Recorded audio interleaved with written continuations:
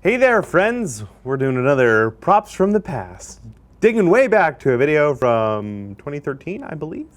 You'll notice I'm wearing a mild hoodie, which will be featured prominently in this video, and a hat. Now, not the same hat, very similar hat though. Not the same glasses, very similar glasses. Also not the same beard, slightly less gray, similar beard. Anyway, I made some Wolverine claws. I've made plenty of Wolverine claws, but this is the first set. Was it the first set? At least one of the first sets that I made. Way back when. The video is only 6 minutes long. Let's see what we can learn. And go. I'm the best I am at what I do. That's pretty what good. I do isn't very nice. Pretty good. Pretty good Wolverine impression, I think. Oh boy. Wow, that's my old workbench. That was an intro I did. I think that was just free music from YouTube. Way in the background is Chandra's breastplate that Brittany was working on. And the scope from the Ghost Rifle. I see I see a space heater that is no longer with us. It died trying to keep our shop warm. A lot of memories here from the old shop. I dig it. Hey, it's Chimbeard here. And yes. Welcome to the shop. That's right. Going by my Twitter handle. I don't really do that much anymore.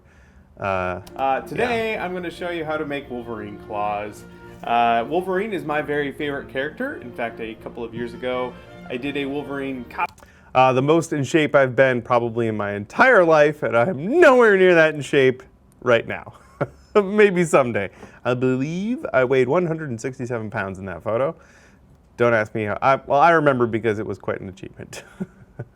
But yeah, sure wish I was that in shape now. With some of my wife and my friends, and the question I get the most. Oh yeah, so yeah, look at the hoodie. Look how clean that hoodie is. It's almost brand new. It still has the drawstrings in it. Nowadays, whenever I get a new hoodie, that's the first thing I take off so I don't get sucked into a lathe or something. This is how I did my claws. Oh, also, when I bought this hoodie, it was like 12 bucks at Kohl's, and I bought a brown one and this one.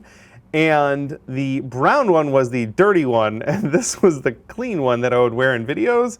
Then at some point, this became the dirty one. So, here you go. Here is a full tutorial how to make your own Wolverine claws. All right, Bill, let's First, see it. the materials that you will need. 1/4 inch thick wood. I used MDF, but I would recommend using something like poplar. JB Weld. This is the 5-minute quick setting kind. 10 or 12 gauge hanger wire. You can even use actual hangers. Filler primer. It's funny, I don't do this anymore. I don't just list all the things I'm going to use in a project. Nowadays, I feel like that's kind of a waste of space when you're building a video, because all of that information can be in the description of the video with links so that people don't have to guess. So I prefer not to do this nowadays, just to hold things up and talk about them to the camera, unless there's like a special thing about it. But that's just spray paint. And metallic silver spray paint. And if you've got one handy, a mutant healing factor doesn't hurt either. You will need some tools for this. Here are the ones that I used. A template of the claw. This one is available in a link down below. That's right. An X-Acto knife or some scissors to cut out your template.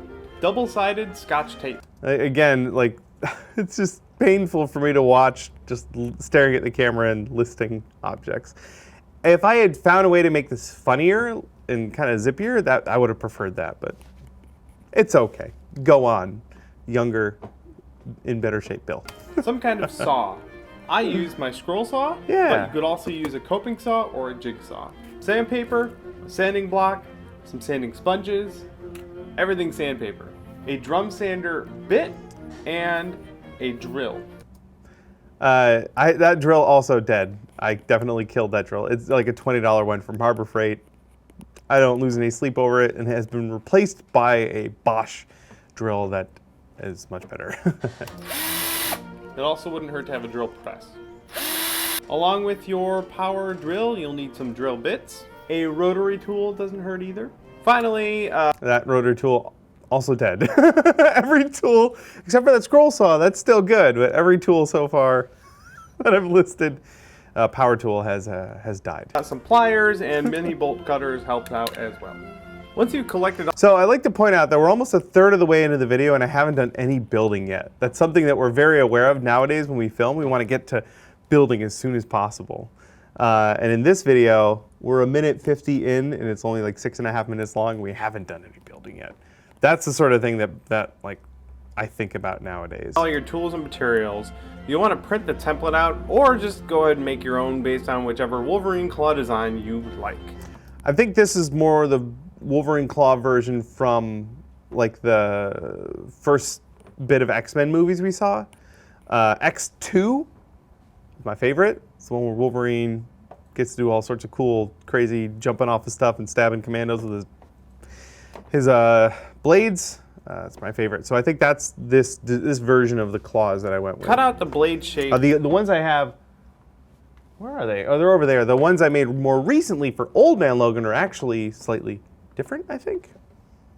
There are a lot of different Wolverine claws. From the template, paper with an X-Acto knife or your scissors. Then tape the blade template down to your wood with double-sided tape and trace out the shape. I like to stack up a couple of pieces of wood, in this case 3 of them. That way I can cut out 3 shapes all at once. So I want to point out too that I did not own a bandsaw at this point. The only saw I had that could do anything like that was the scroll saw. And it worked fine, but nowadays I would do this work on the bandsaw for sure. Or if you want, just cut them out one at a time. It's up to you. With your shapes cut out, you can sand them down so that the cuts you made are nice and smooth. I like to use my sanding block for this and the drum sander in my drill press. That's actually really fantastic. I've since purchased an oscillating spindle sander, which is like the better version of that.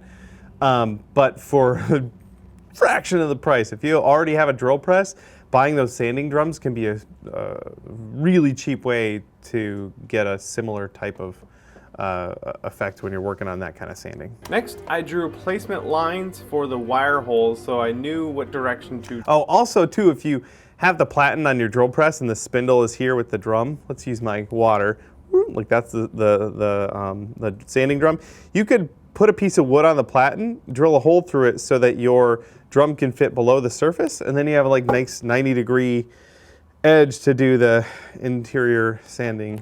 I'm sure I've done this in the video at some point. Anyway, those sanding drums are awesome. Drill the holes in. Drill the holes by clamping them down to a surface, and be sure to drill parallel to the wood so you do not poke a hole through the side of the wood. Oh, what a great example. Good to practice on a scrap piece before you try and cut the blade. That's not something I did a lot of in our earlier videos because I would film as I built and then I would write down the dialogue after the build was done. Actually, I might have. No, actually, you can see that in the frame that the blades are still being worked on. But I know there are examples where after the build was done, I would go back and film an example of like what not to do. And I'm just impressed with myself that 7 years ago I thought to do that. That's pretty great. Just cut out. Next, you want to sharpen the blades with your drum sander. You can do this by hand without a drum sander, but it would take a very long time. You can then smooth them down with sandpaper, and finally with a sanding sponge. Next, cut your hanger wire with some mini bolt cutters and start shaping them with your pliers.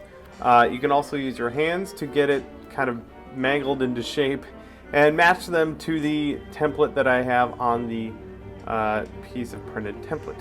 It's definitely the most tedious part. Pretty difficult getting those to do, fit around your finger. Kind of a trial and error process. Yeah. Just stick with it and try and make it so that the shape will fit in your hand well.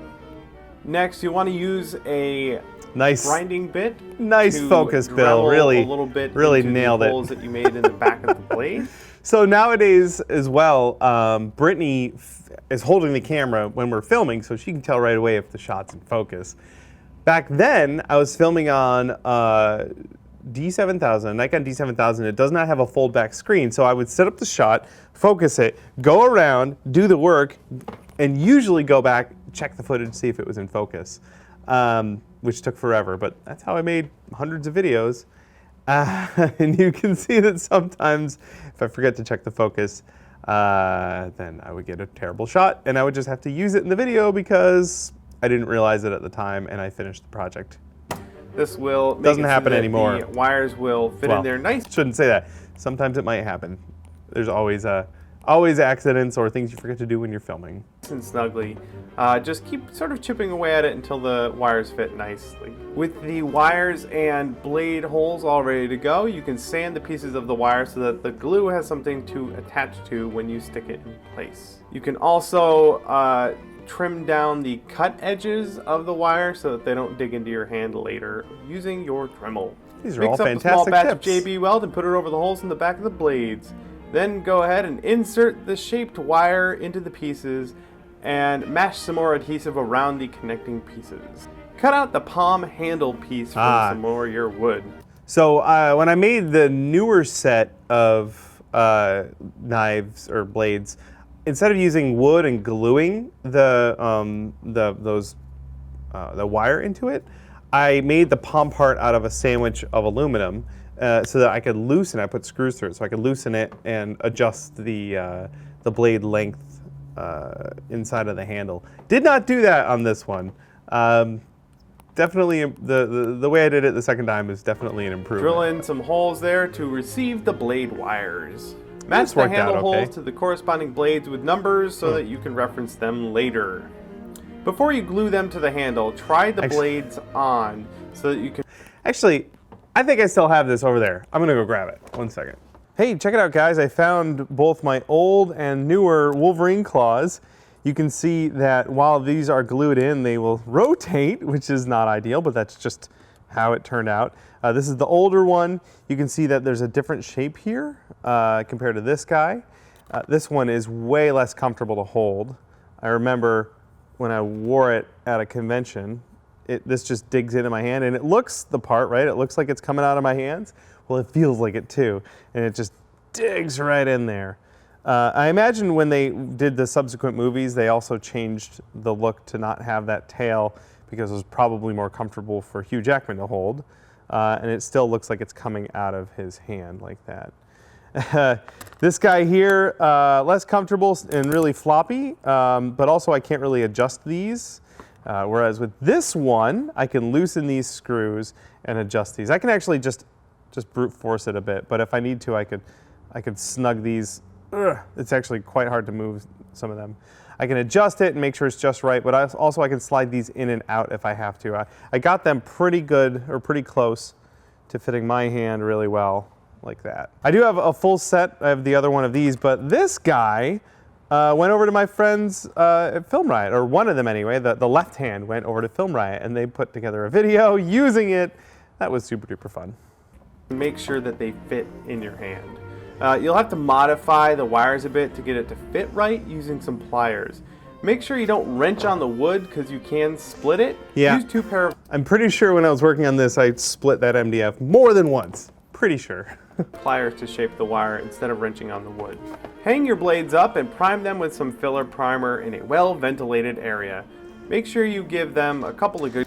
I use that filler primer on the MDF to help get rid of that fuzziness. I don't do a lot with MDF anymore, but that's a really good way to help get rid of that fuzziness. Coats. Using a higher grit sandpaper and a fine sanding sponge, smooth out the primed blades. Give them a quick buff with a paper towel before you paint them.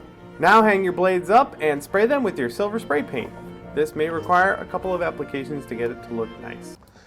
For the newer version, I definitely use all clad. I don't really do silver spray paint anymore.